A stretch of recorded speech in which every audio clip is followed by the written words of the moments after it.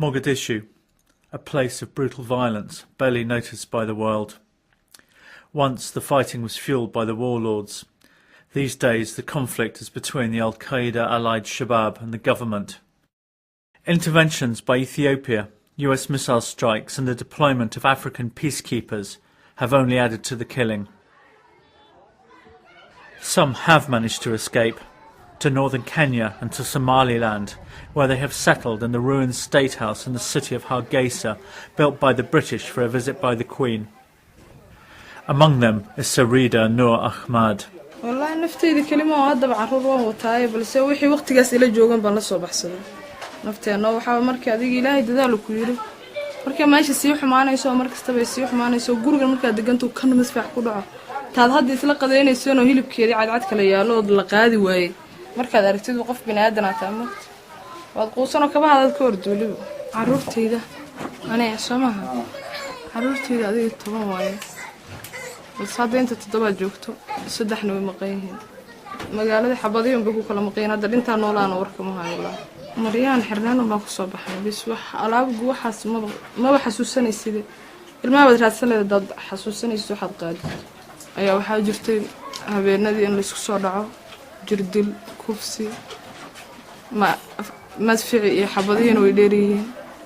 ما بدرس عنك حاجة وسطي أصدق بعد واحد يرون نيدا نقص سبنا يسلها ما يسهلان ونادي دنتين وابر دنتين ولا ما سوعلنا أي بس هدينو لي هنا ما أصدق هلان بان هذا نيد بنت سون شيء.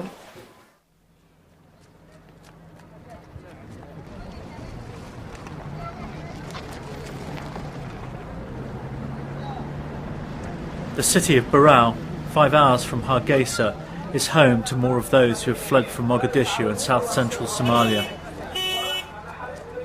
Liban Ali Ahmed is luckier than most. Family in Barao have found a house for him.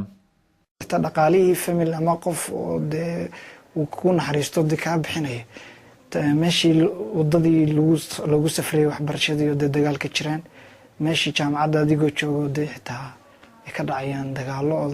nafsadaada waalidkiisan ogeyn hadaad mar baxdo inaad nolol ku soo laabanayso iyo geeri anagu guriga joognaa waxaan isnrii dagaaladii wala soo fadhiyay carruurtii malcamadoodii dugsiga quraanka haas ka qabtaan waxa dhacday marka dhowr casho xabadii xawma dhicin balse wala soo fadhiyay inankii baan u dirnay malcamadii ku yareedna waan reebnay isagoo doonayay inuu malcamadiina frontain kala soo eego markuu baxay waxa dhacday inankii markaana malcamadu soo eego xirneedu soo laabtay wadadeena iyo meesha loo kala gudbay geed yar ku yaala soo ku yar ciyaarayo haysta ayaa la soo liifay xabadii halkaas kaga dhacday halkaas ka baxday hada okay laakiin waxa dhacday dhowr casho ka hor xitaa in xabadii inta ku soo yar kacday dhiigii xitaa finish noqdaynankii aan ku shubnay consisi oo dhiiga markii noogu badneed horta waxay ahayd ilaa 7 casho mar ayaan ku xirnay oo markii aan soo bixinay ilaa 7 casho laakiin markaan yaro aan ku yara badbaadno gurigeena dhaxyaalay laakiin waqtiyada qaar waxa jirtay 3 casho 4 casho adoon waxba haysan oo biyo xitaa haysan inaad isaga dhex jirto aan markaan ugu roonahay aniga iyadoo xabadii socotay intaan xabadii dhex maro aan caagad biyo u soo raadiyay carruurta ama aan wax yar cunaan nafteeda risk gelinay aan tabaxo aan u soo raadiyo waxa deena waxaan ugu kalifay anagoo doonaynay nafsadeena noo badbaado mid koobaad midda labaadna doonaynay in wax ama carruurteena ama maalideena ugu noolaan karayaan mid ugu muhiimsan kale waa inaan ka soo badbaadno xabadda iyo dhibka aan nabad helno.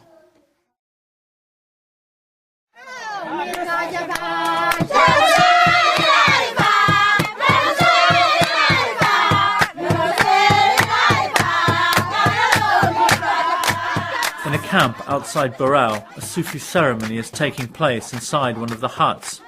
It's to drive out evil spirits.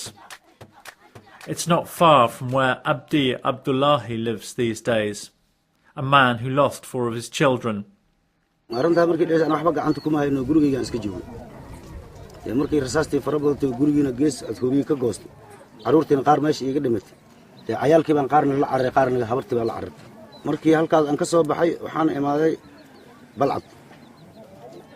hijibaad waa iska farbadanta shaydaan dadkaas ka mid yahay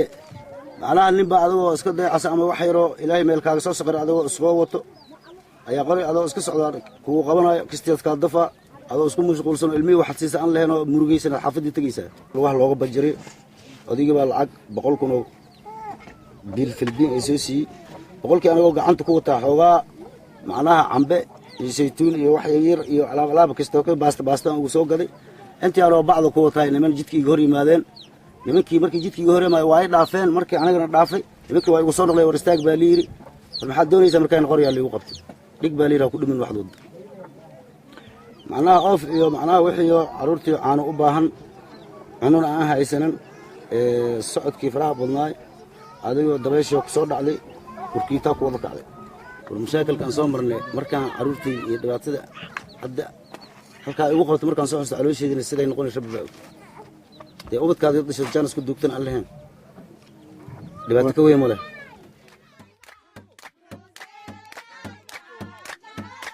I feel stomachache.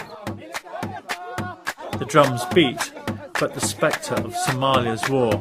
still lingers.